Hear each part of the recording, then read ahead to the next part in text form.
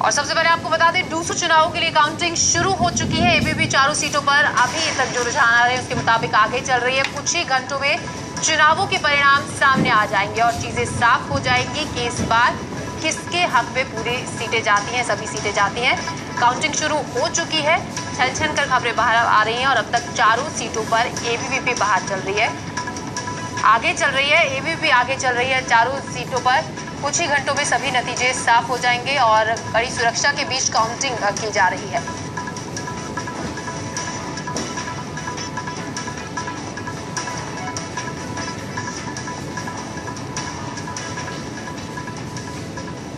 चलिए इसी सब पर बात करने के लिए स्टूडियो में दो खास मेहमान हमारे साथ मौजूद हैं। हमारे साथ हैं Kriti Vadhera, former DUSU vice president ABVP, और हमारे साथ हैं Amit Patharia, national secretary NSUI से।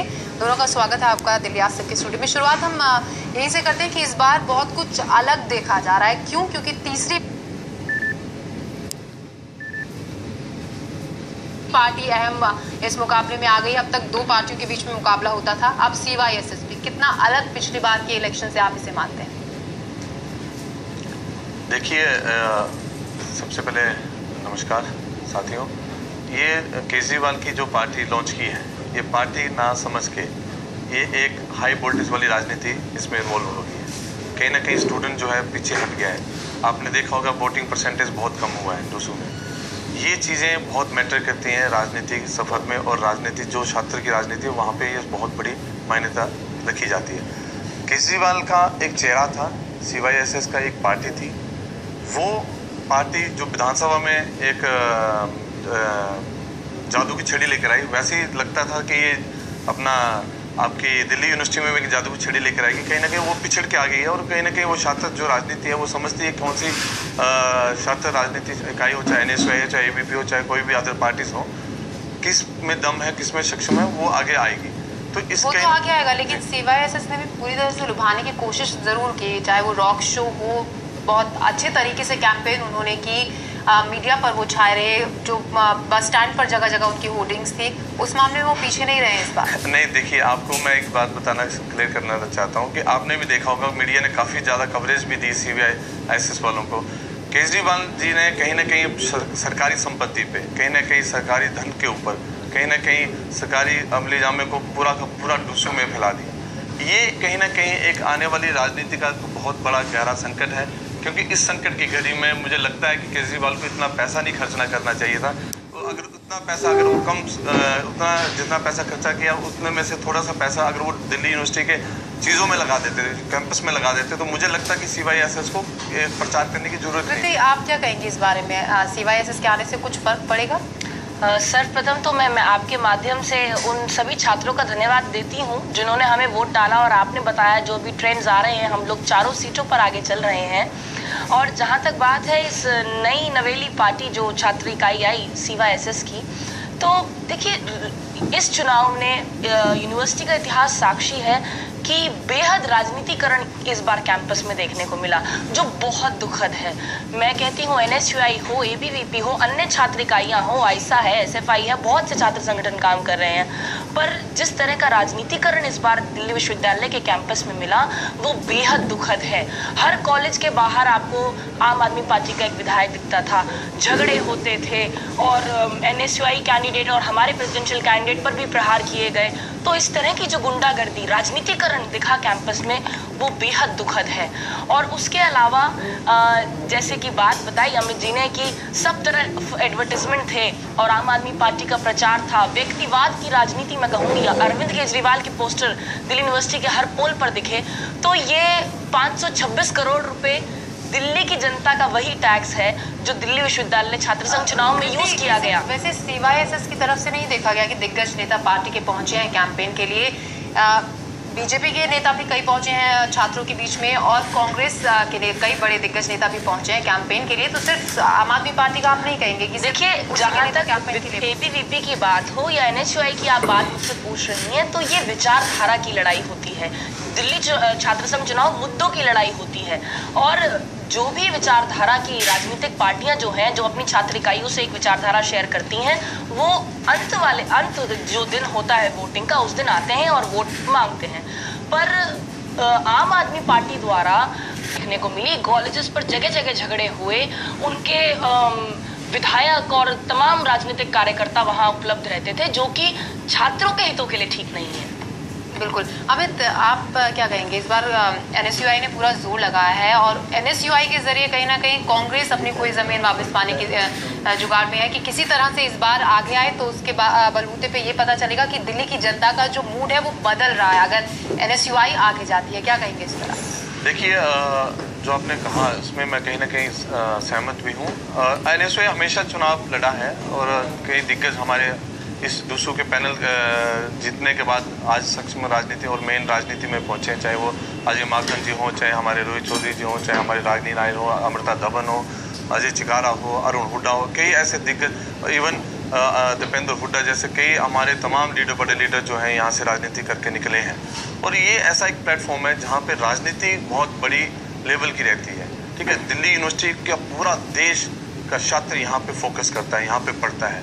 परंतु मैं ये नहीं कह सकता हूँ कि आप इस राजनीति को किस तरीके से लेकर जाओगे, है ना। आपने देखा होगा कहीं ना कहीं आप दिल्ली विश्वविद्यालय में आपने कॉलेजों के बाहर जैसे आपके विधायक रहे हैं, चाहे ABP के रहे हैं, चाहे NSUI में आप देखिए, NSUI के कांग्रेस पार्टी के जितने भी विधायक अगर वहाँ रहे हैं, जब आपने देखा ही नहीं होगा कि कहीं ना कहीं लीडरशिप आती है। वही लीडरशिप इसमें आती है जो कहीं ना कहीं छात्रों की विचारधाराओं की लड़ाई लड़ती है। अमित, किसकी विचारधारा ने छात्रों को ज्यादा अट्रैक्ट किया, बूथ तक पहुंचने के लिए प्रेरित किया, उस पर भी हम बातचीत करेंगे। इसी बीच हम ये भी जान लेते हैं, 2 चरणों के मतदान के बाद डूसू चुनाव संपन्न हो गया है। जो इस बार मतदान फीसदी हुआ 44%। डूसू मतदान में अलग अलग संगठनों के 35 उम्मीदवार हैं जिनकी किस्मत आज दांव पर है। इस चुनाव में ABVP को जहां हैट्रिक की उम्मीद है, वहीं NSUI भी अपनी खोई जमीन वापस पाना चाहती है। आम आदमी पार्टी की स्टूडेंट विंग CYSS पहली बार चुनाव मैदान में विरोधियों के खिलाफ ताल ठोक रही है और आज डूसू चुनाव के नतीजे घोषित हो जाएंगे। देखिए इसी पर हमारी ये रिपोर्ट।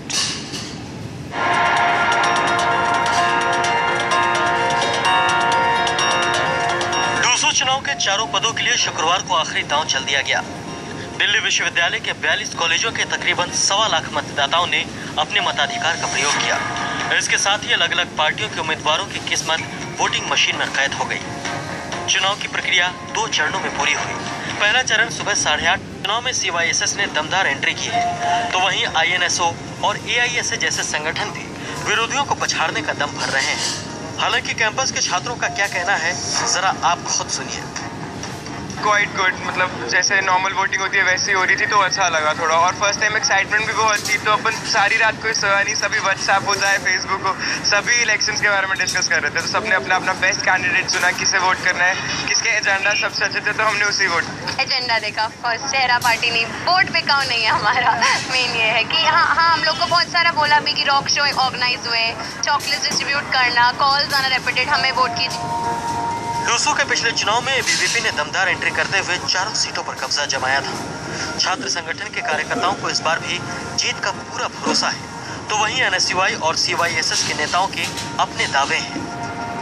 देखिए, NSUI और CYSS इन दोनों ने दिल्ली विश्वविद्यालय छात्र संघ की राजनीति को बहुत नीचे पटल पर ये लोग ले गए हैं। हम देख रहे हैं कि जगह जगह पर एक दूसरे के ऊपर अटैक किए जा रहे हैं, जगह जगह पर वायलेंस की जा रही है, मनी पावर और मसल पावर का पूरी तरह से इस चुनाव में उपयोग किया जा रहा है। देखिए, ABVP और NSUI की तरह सिर्फ आश्वासन की राजनीति करने नहीं आए, डिग्री, इनकम और वाईफाई साथ में लाए हैं। 10 लाख तक का education loan APJ Abdul Kalam education loan scheme के तहत 8 तारीख से शुरुआत कर दी गई है। वाईफाई जो एक बहुत ही महत्वपूर्ण रिसोर्स है, हालांकि बहुत से कॉलेजेस में है लेकिन काम नहीं करता है। जो दिल्ली सरकार के फुली फंडेड कॉलेजेस हैं उनमें वाईफाई चला दिया गया है और जो बचे हुए सेंट्रल यूनिवर्सिटी स्पॉन्सर्ड कॉलेजेस हैं उनमें अक्टूबर तक चला दिया जाएगा। CYSS कहीं कांटे की टक्कर दे ही नहीं है। ये तो मुंगेरी लाल के सपने देख रहे हैं। और विधानसभा चुनाव और छात्र संघ के चुनाव में बहुत बड़ा अंतर होता है। यहाँ पर छात्र छात्रों के मुद्दों पर देख के चुनाव देते हैं। विधानसभा में इसलिए वो आ गए क्योंकि लोगों को लगा कि इतने झूठ बोला, इतना झूठ बोला, जिस तरह से केंद्र में मोदी जी ने झूठ बोलकर लोगों को सपने दिखाकर काले धन किया, और उनके उसी तरह से सेम दिल्ली के अरविंद केजरीवाल ने भी वैसा किया। शुक्रवार को वोटिंग के बाद कॉलेज के रिजल्ट भी आने शुरू हो गए हैं। कॉलेज ऑफ वैकेशन, राजधानी कॉलेज और SRCC कॉलेज में ABVP को जीत हासिल हुई है।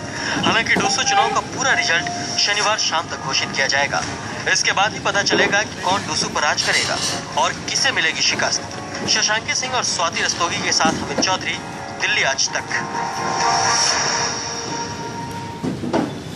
चलिए, इस खबर पर लगातार हमारी नजर बनी हुई है कि कौन आगे चल रहा है, कौन पिछड़ रहा है। लगातार ताजा अपडेट आप तक पहुंचा रहे हैं। दो खास मेहमान स्टूडियो में अमित हमारे साथ हैं, साथ ही रोशनी हमारी संवाददाता भी हमारे साथ जुड़ेंगी नॉर्थ कैंपस से। रोशनी से भी हम बातचीत करेंगे। फिलहाल एक छोटा सा ब्रेक ले रहे हैं, ब्रेक के बाद फिर से लौटेंगे। देखते रहिए दिल्ली आज तक। तो डीयू में बजेगा किसका डंका? आपसे कुछ ही पलों में, कुछ ही देर में ये साफ हो जाएगा। रोशनी हमारी संवाददाता हमारे साथ यूनिवर्सिटी से बनी हुई है। रोशनी, फिलहाल जानना चाहेंगे, फटाफट से आप बताएं कि ताज़ा जानकारी वहां पर क्या है, जो अभी तक अपडेट है वो जानना चाहेंगे। देखिए, काउंटिंग चल रही है और सबसे बड़ी बात कि जो त्रिकोणीय मुकाबला होने की वजह से लग रहा था कि CYSS कहीं ना कहीं ABVP NSUI को टक्कर देगी, तो कैंपस में इस वक्त जहां पर काउंटिंग हो रही है वहां से CYSS के लीडर भी अब धीरे धीरे नदारद होते दिख रहे हैं। NSUI यहां पर मौजूद है क्योंकि कांटे की टक्कर है और इस वक्त 4 राउंड हो चुके हैं और चारों राउंड में अब तक जो रुझान निकल कर आ रहा है, चारों सीटों पर ABVP आगे है। NSUI के नेता हमारे साथ है अरुण। ABVP बराबरी टक्कर दे रही है, NSUI सेकंड पोजीशन पे। लग रहा है कि रुझान ही नतीजों में तब्दील होंगे या फिर कुछ और ही रिजल्ट होगा? कुछ सीटों पे NSUI भी आगे, प्रेसिडेंट पे हमारी NSUI आगे चल रही है।